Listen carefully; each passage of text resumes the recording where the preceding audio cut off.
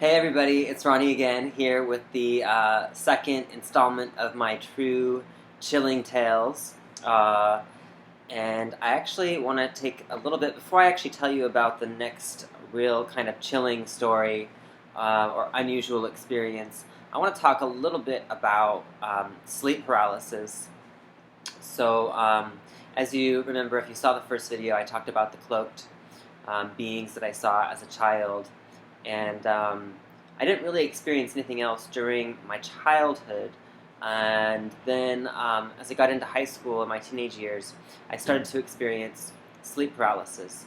So for those of you who don't know, sleep paralysis is a phenomenon that happens where you wake up in the middle of the night and there's a sense of something sitting on your chest or your abdomen, and the thing that's sitting on you seems to be causing your body to be completely paralyzed. So not only can you not move, but you cannot open your eyes, you can't call out, and it's quite frightening. It's also a really common experience that people have talked about having for centuries. There's a really famous painting from 1781 by an artist named Fuseli, and it's called The Nightmare. I'm sure a lot of you have seen it. It's a really popular painting with a woman asleep, sort of draped over a bed, and there's this little creepy monster sitting on her stomach. And to me, that when I started having the sleep paralysis, I immediately thought of that painting. It's just what it reminded me of. And a lot of the online websites that have true ghost stories that people can write about, the subject of sleep paralysis is really prevalent. I mean, a large percentage of the stories are about people experiencing sleep paralysis. So,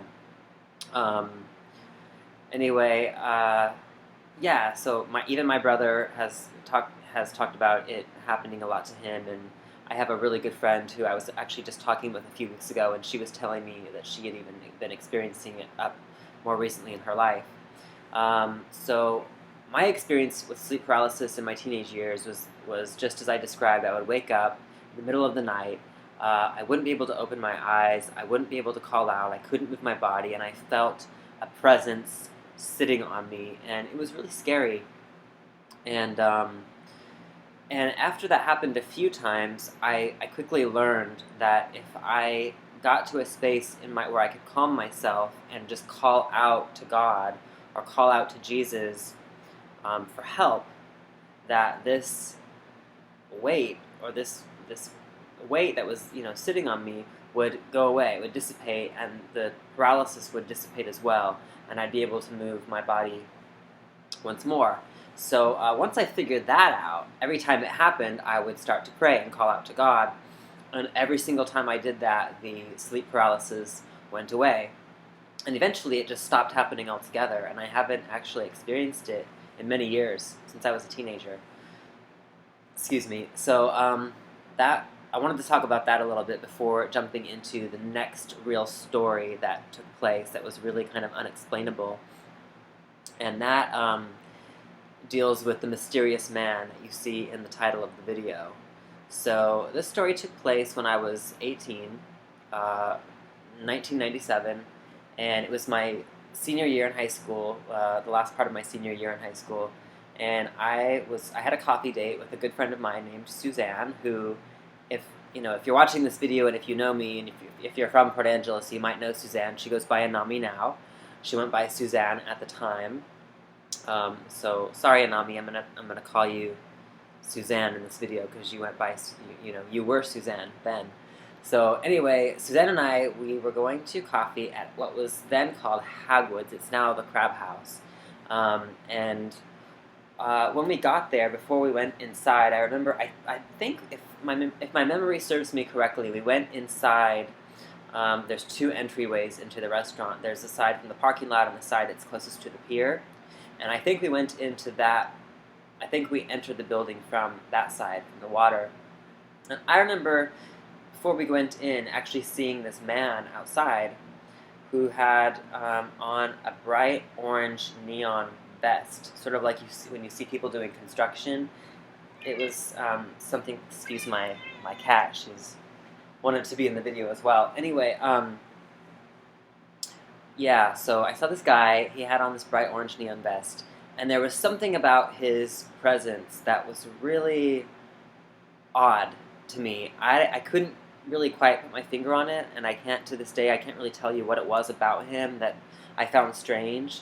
But there was something really strange about this guy, and it wasn't like I found him intriguing. He didn't, I wasn't interested in him. It was something about him that was unusual in a uncomfortable way. He made me really uncomfortable.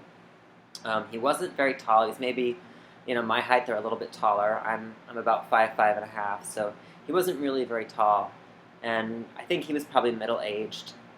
Anyway, so took note of him, saw him. Suzanne and I went inside and we sat down at the coffee bar and ordered our coffee. And the guy came in and ended up sitting at the coffee bar where we were sitting, and he was just a few seats down from us. And I remember being uncomfortable with his presence there, but kind of tuning him out, but still being aware of him. And in the middle of our coffee date, Suzanne decided that she had to make a phone call. And this was the days before cell phones, so she actually had to get up to use the payphone. And when she got up to use the payphone, I got up with her to go use the restroom. So the thing about the payphones in the Crab House or at Hagwood's was they were right next to the men's room. So we went around the corner, and there were two payphones on the wall directly in front of us, and to the right of the payphones was the men's room on the wall. And by the way, this is my right hand. This is a mirror image, so I'm not dyslexic. This really is to the right from where I'm sitting. Anyway, so as we came around the corner, Suzanne and I both saw this guy with the orange neon vest. He had gotten up and he had beat me to the bathroom. So we both saw him go into the men's room. And I thought, great, because I didn't want to go into the men's room with this creepy guy. It's a small, intimate space. I think there were, one stall and one urinal or something. It was a really small restroom, and I didn't want to be in that close to him. So I waited outside of the men's room and stood there right by the door, and Anami made her phone call on the payphone, and by the time she ended her phone conversation, he still hadn't come out of the restroom. So I decided to go back to my seat with her and just thought, well, when he comes back, then I'll get up to go to the restroom. So we went back to our seats. We came around the corner to go back to the coffee bar where we were seated. And as we came around the corner, we both saw the guy in the bright orange neon vest sitting there in his seat, drinking his coffee. And we both took note of it, but oddly, we didn't really say anything about it at the time. We just sort of accepted it and sat down and finished our coffee, and that was that. And then as we left, we got into her car, and I started to say to her, did you notice that guy was going, I started to ask her about it, and I couldn't even get out the full question, and she cut me off, and she just said, I saw it, I thought about it, and I thought about it, and I can't figure it out, and I can't understand it, and I can't talk about it. And I got it. I understood why she was so disturbed by it, because it was crazy. We both saw this guy with our own eyes go into the men's room, and he never came out. And everybody always asks me, like, was there any chance he could have come out of the restroom? Was there an extra door? Blah, blah, blah. And it's like, no, I've been in that restroom 100 times.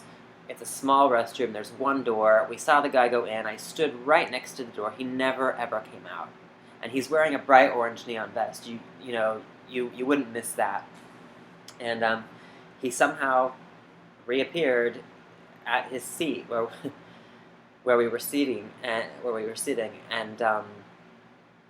really unusual, really strange. That story isn't really chilling so much as it is just really mysterious. But I definitely thought it was one worth sharing. And so, like I said, she didn't want to talk about it at the time, and of course my whole thing was, I wanted to talk about it. I was fascinated by it. I was mystified by it. I was confused by it. I was intrigued by it, and I was a little bit disturbed by it. Um, but we didn't really talk about it. And then as the years moved on, every once in a while, I would bring it up to her and be like, "Hey, Suzanne, do you remember that time?" And, well, actually, then she changed her name to Zan. So then I would, "Hey, Zan, do you remember?" And now she's Nami. So, "Hey, Nami, do you remember that guy and the creepy guy in the orange vest that we saw at Hagwood's who, you know, somehow transported himself from the men's room to the coffee bar where we were having coffee?" So anyway. That's what I experienced, and Anami experienced it with me. Suzanne experienced it with me. Not making it up, she could tell you the same exact story if she were sitting here next to me. If you know her, ask her about it. Maybe she'll tell you. And anyway, so that concludes the second video in my true chilling tales. And stay tuned for my third video, which I will be posting very soon. All right, take care.